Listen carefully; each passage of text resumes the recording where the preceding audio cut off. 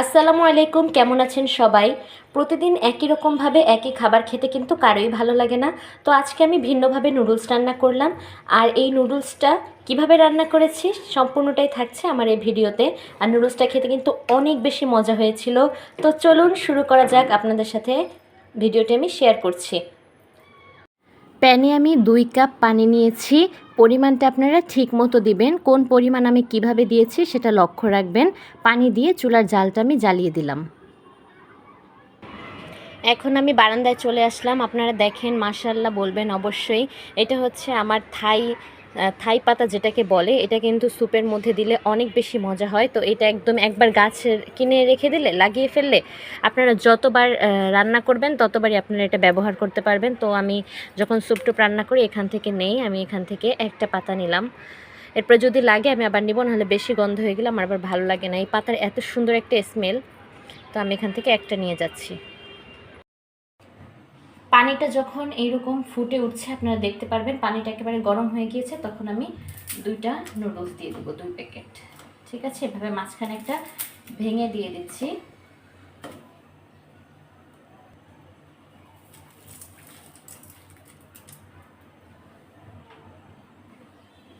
এটা একটু নেড়ে চেড়ে নিব উল্টে পাল্টে।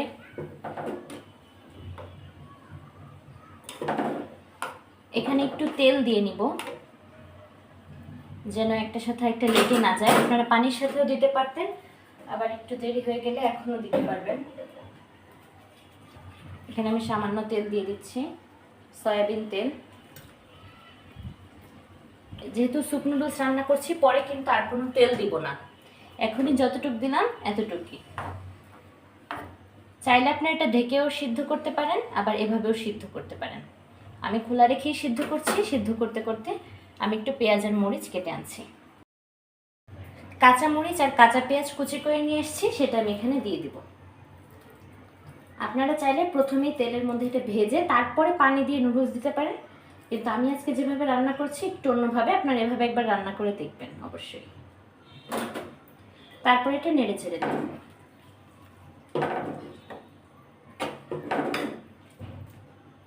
চাইলে এটা একটু সিদ্ধ করার জন্য সময় নিতে পারেন, কিংবা এখানে এখন আপনারা বাকি মশলাগুলো দিতে পারেন। আমি এখানেই লবণটা দিয়ে দিব। তারপর এখানে আমি লবণ দিয়ে দিচ্ছি, স্বাদ মতো লবণ দিয়ে দিবেন। প্রথমে একটু অল্প পরিমাণে দিবেন, পরবর্তীতে যদি কম হয় তাহলে দিতে পারবেন, কিন্তু বেশি যেন না হয়। এখন আমি থাই পাতাটা কুচি কুচি কেটে হাত দিয়ে ছিঁড়ে দিয়ে দিচ্ছি। এটা এই পর্যায়ে দিয়ে দিবেন, কারণ এটা থেকে ঘ্রাণটা বের হবে, তো এজন্য এটা আমি সুন্দর করে কুচি কুচি করে দিয়ে দিচ্ছি।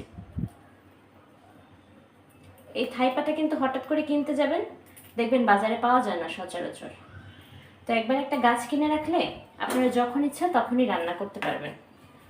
থাই পাতা দিয়ে সুন্দর করে এটা আমি নেড়ে ছেড়ে দিলাম। এটা এখনো কিন্তু নুডলসটা সিদ্ধ হয়নি, নুডলসটা পুরোপুরি সিদ্ধ হওয়ার অপেক্ষা করছি। নুডলসটা ঢেকে দিয়েছি, এটা সিদ্ধ হতে থাক। এর মধ্যে আমি আরও একটা কাজ করে নিচ্ছি, আপনাদেরকে দেখিয়ে দিচ্ছি। ওখানে নুডলসটা সিদ্ধ হতে থাক, এখানে আমি কর্নফ্লাওয়ার গুলে নিচ্ছি। এখানে আমি পানি নিয়েছি, দেখেন কত কাপ। 1 কাপে 4 ভাগের 3 ভাগ পরিমাণ পানি নিয়েছি। এখানে আমি কর্নফ্লাওয়ার গুলে নেব। কর্নফ্লাওয়ার দিয়ে নিয়েছি 1 চা চামচ। এটা সুন্দর করে গুলে নিচ্ছি। এখানে আরও আধা চা চামচ কর্নফ্লাওয়ার লাগবে। এই যে এই কর্নফ্লাওয়ারটা আমি ইউজ করি।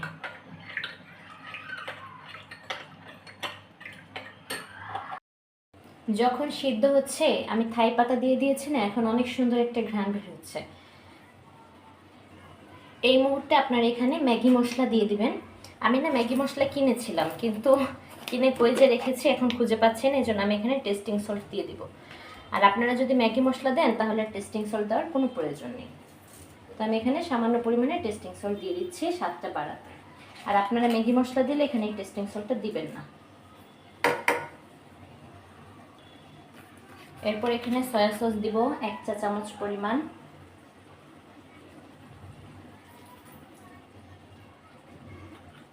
আপনারা কিন্তু এই থাই পাতাটা ইউজ করার কারণে এখানে ক্যাপসিকামটা দিবেন না, কারণ এখানে আজকে আমরা থাই পাতা ইউজ করেছি, এটার স্মেল আলাদা, আবার ক্যাপসিকাম দিলে এটার স্মেল কিন্তু আলাদা।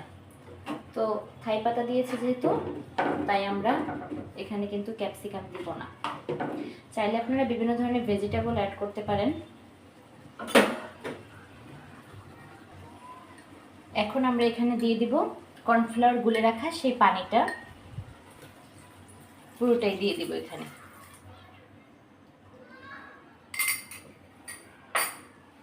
এখন এটা সুন্দর করে নেড়ে চেড়ে মিশিয়ে নেব।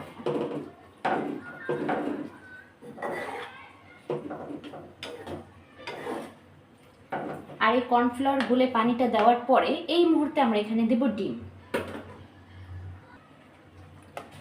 এখন এখানে একটা ডিম দিয়ে দিব। বিসমিল্লাহ। এই তো পড়ে না কেন? এই তো পড়েছে। আমার আবার ডিম দিতে গেলে মাঝে মাঝে খোসাও পড়ে যায়। ডিম দিয়েছি, এখন ডিমের উপর একটু লবণ ছিটিয়ে দেব। এখন এটা সুন্দর করে নেড়েচেড়ে মিশিয়ে নেব।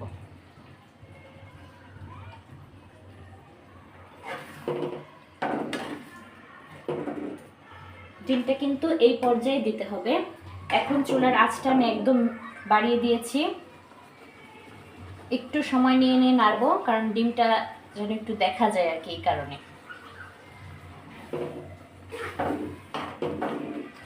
একটু সময় নিয়ে নিয়ে নাড়লে হবে কি, যে ডিমটা যে জায়গায় আছে ওখানে ডিমটা একটু জমবে, মানে একটু কুক হবে।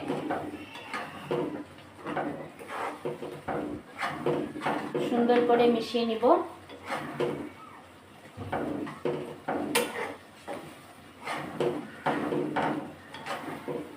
এই তো হয়ে যাবে মজাদার স্যুপ নুডলস। এখন গরম গরম বাসায় সবাই মিলে একসাথে খাবো। আর এই স্যুপ নুডলসটা আপনারা দেখতে পাচ্ছেন আমি কত তাড়াতাড়ি বানালাম, একদম ঝটপট। আর এটা কিন্তু গরম গরমই খেতে হবে। রান্না হয়ে গিয়েছে মজাদার স্যুপ নুডলস। এত সুন্দর একটা স্মেল দিচ্ছে। আজ এ পর্যন্তই। যারা আমার চ্যানেলে নতুন, চ্যানেলটি সাবস্ক্রাইব করে দিতে ভুলবেন না। আর যারা ফেসবুক থেকে দেখছেন তারা অবশ্যই আমার পেজটি ফলো করে দিবেন, আরও নতুন নতুন ভিডিও পেতে, রেসিপি পেতে। আমি কিন্তু আপনাদের সাথে সবচেয়ে সহজ উপায় রেসিপিগুলো শেয়ার করি। আর এভাবে অবশ্যই একবার বাসায় বানিয়ে খেয়ে দেখবেন। দেখবেন বাসায় বড় থেকে ছোট সকলেই অনেক বেশি পছন্দ করছে এই স্যুপ নুডলস। আর সাথে এখন পরিবেশন করার সময় উপরে সস দিয়ে নেবেন, এসব দিয়ে খাবেন, অনেক বেশি ভালো লাগবে। ধন্যবাদ সবাইকে, সবাই ভালো থাকবেন। দেখা হবে পরবর্তী কোনো ভিডিওতে।